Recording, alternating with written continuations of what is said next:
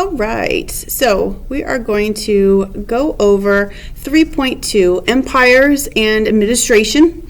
The objective for this topic here is to explain how rulers used a variety of methods to legitimize and consolidate their power in land-based empires in our period of 1450 to 1750. So working right from our learning objectives,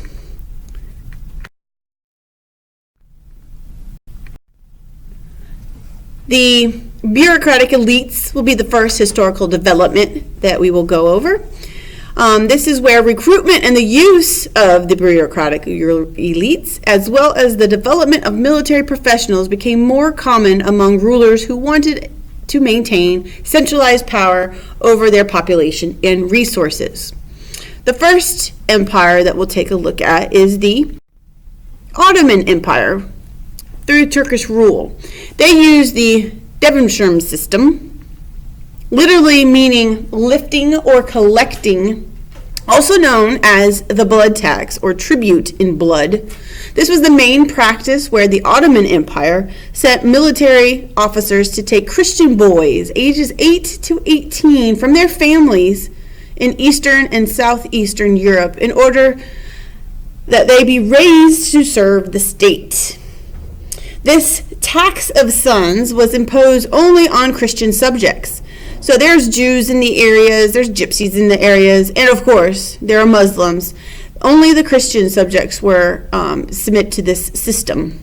And as we see in the map here, it's in the Balkans and the Anatolia area that they're pulling these Christians and getting the young boy quota.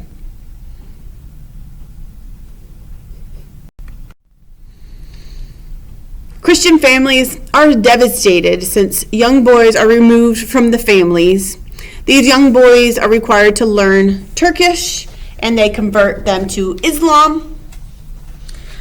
Now, within the palace school, it allows for upward mobility for the boys, of course, and their families. The main purpose in these palace schools is to train the ablest children to leadership positions, either military leaders or as high administrators to serve the state. Often termed as the boy harvest, only lasted until 1703 due to the Ottomans who wanted leadership positions for themselves.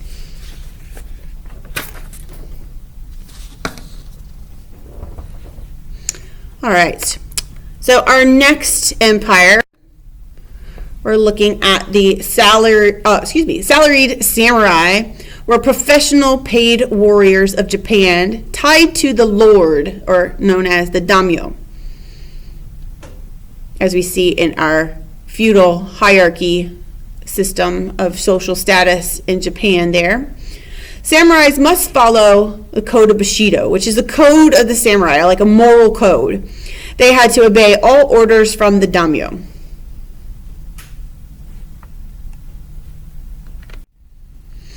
On this slide here, we see quotes from the Code of Bushido.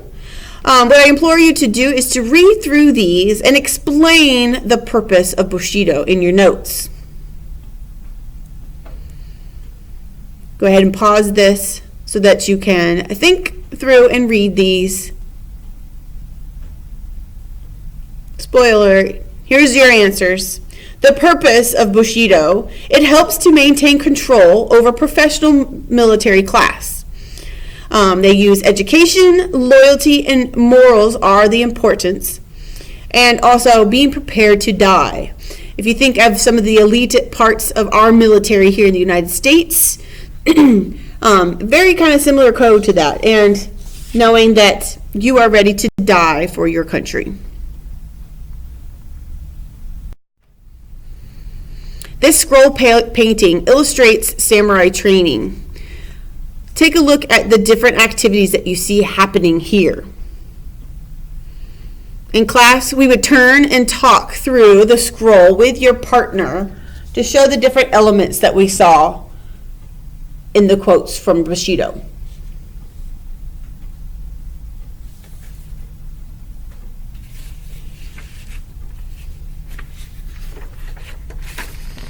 All right, so the next historical development, religious ideas. Rulers continue to use religious ideas, art, and monumental architecture to legitimize their rules. So first we're going to go to Mexico. We're going to the Americas, and human sacrifice.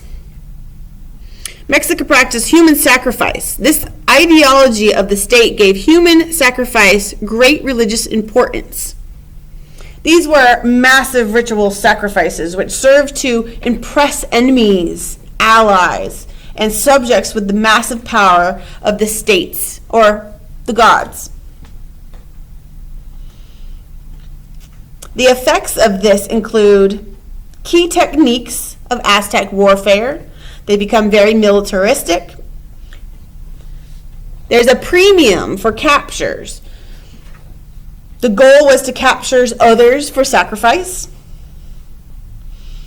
Priests and rulers became interdependent, with human sacrifices carried out for political ends.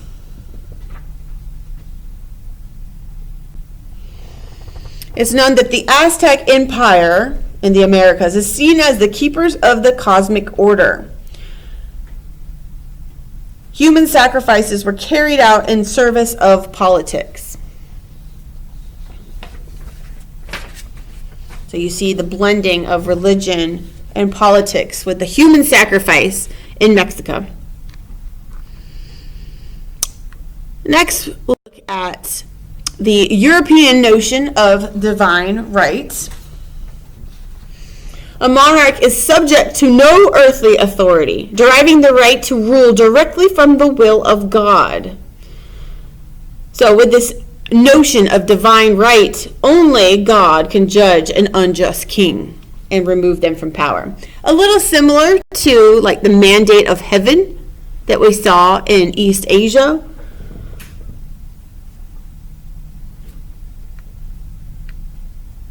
All right, next historical development is art and monumental architecture. Here, Emperor Kangxi, with a book representing the hallmark of Confucian legitimacy. Scholarship is an example of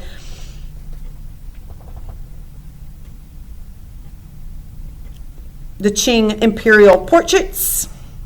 They use this to legitimize their rulers. You see that this is drawn on practices of ancestor veneration.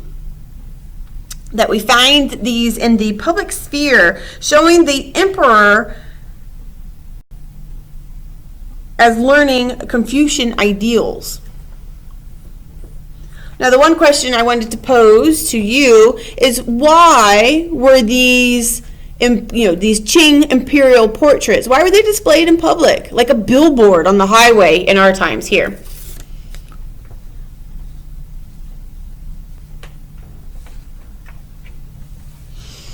Of course, if you think back with our historical development, you know that is to make them legitimate. Think about the Qing dynasty. They are Manchus in a Chinese world. So they're going to show that, hey, China, relate to us because we are studying Confucianism, going back to the classics of the Han Dynasty, so that they will be listened to as emperors and not be rebelled against because they are Confucius.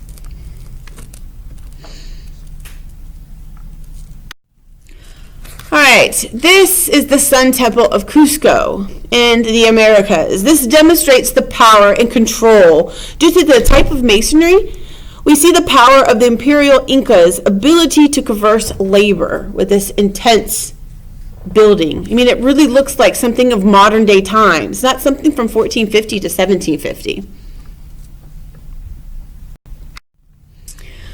In the Mughal Empire, lots of mosques and mausoleum. This here is the Delhi Humayun's tomb, shown not only state power but religious power of Islam in India. That classic little archway is Indian and Muslim in nature. Some more Mughal Mosques and mausolea are the Taj Mahal in Agra, India. This was, all the money that this empire was making, put into this amazing building with Shah Jahan. And here's another, just amazing architecture to show how big and powerful the Mughal Empire was, and to show the importance of Islam.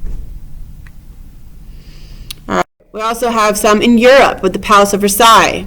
This is in Paris.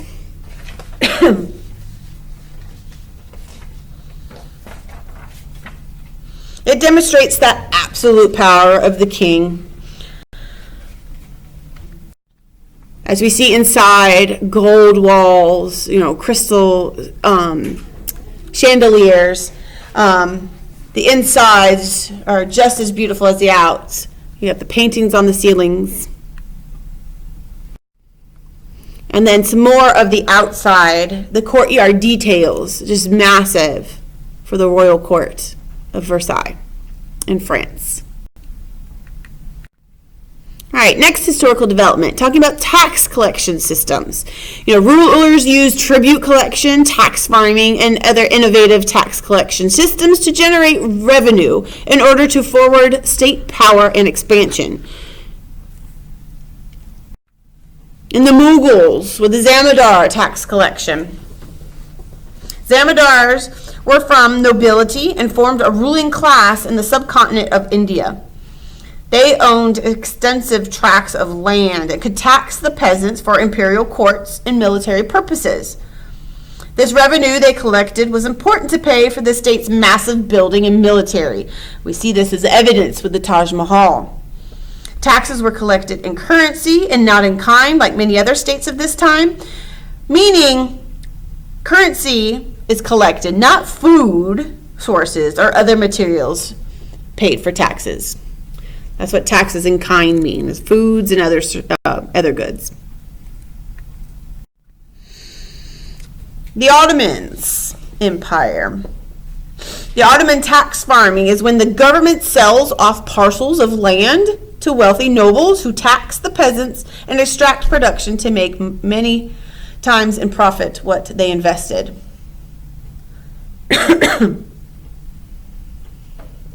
Mexico also has the tribute system, when the government leaves rulers of surrounding tribes in control of their territory in exchange for semi-annual payments to the government and getting military support.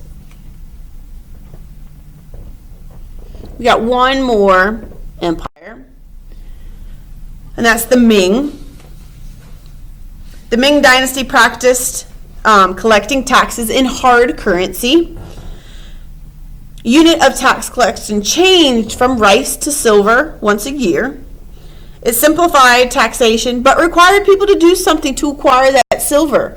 Because before you would grow rice and you pay that for your taxes. Now they have to do something to get the silver to be able to pay the taxes. So it really increased trade in the Ming Empire.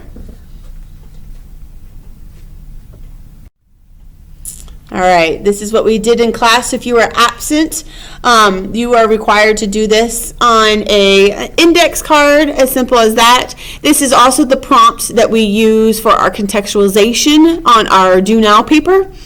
And be, encouraged to keep on playing this back over till you can get all your notes.